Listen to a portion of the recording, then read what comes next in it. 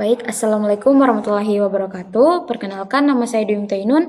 Hari ini saya akan menjelaskan materi terkait kurikulum desain dan pendekatan Outcome Based Education atau OBE.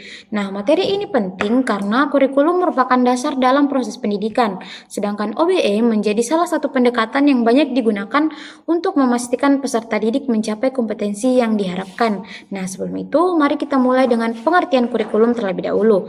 Nah, jadi kurikulum ini adalah rencana dan pengaturan mengenai tujuan, isi, bahan, serta metode pembelajaran yang digunakan untuk mencapai tujuan pendidikan. Dengan kata lain, kurikulum berfungsi sebagai panduan yang mengarahkan seluruh proses pembelajaran agar berjalan secara sistematis dan terstruktur.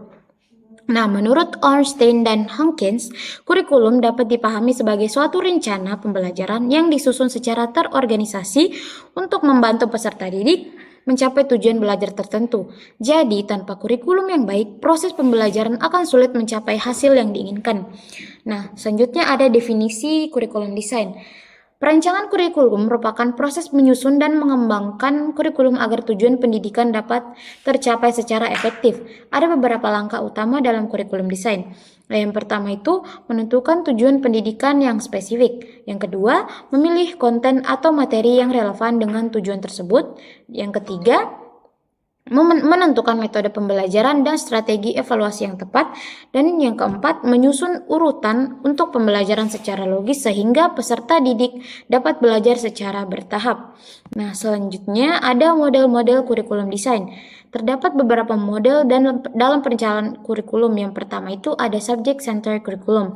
Nah, model ini berfokus pada disiplin ilmu atau mata pembelajaran tertentu.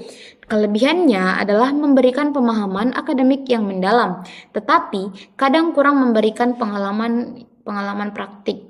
Yang kedua itu ada learner centered curriculum. Nah, model ini berpusat pada kebutuhan dan minat peserta didik. Kelebihannya dapat meningkatkan motivasi belajar, namun membutuhkan fleksibilitas dan kreativitas guru yang tinggi. Yang ketiga ada problem center curriculum. Nah, pembelajaran berfokus pada penyelesaian masalah nyata sehingga dapat mengembangkan kemampuan berpikir kritis. Namun, model ini memerlukan waktu dan sumber daya yang lebih banyak. Nah, model yang terakhir itu ada integrate curriculum.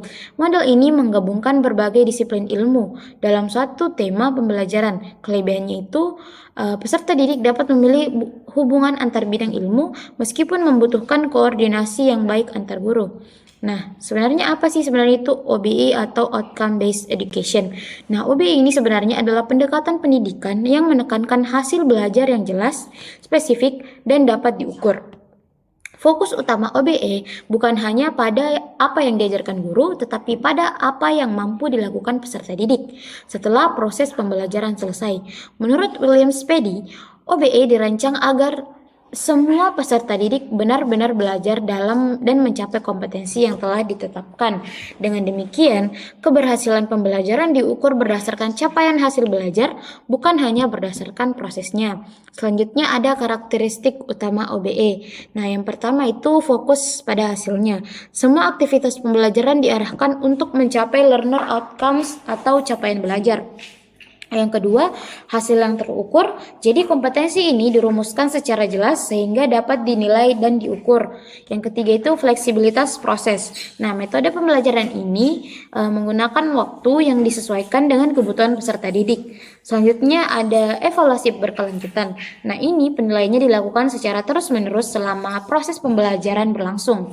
Nah, karakteristik inilah yang sebenarnya membuat OBE lebih menekankan pencapaian kompetensi dibandingkan sekadar penyampaian materi. Selanjutnya itu langkah implementasi OBE. Nah, dalam menerapkan OBE terdapat 4 langkah.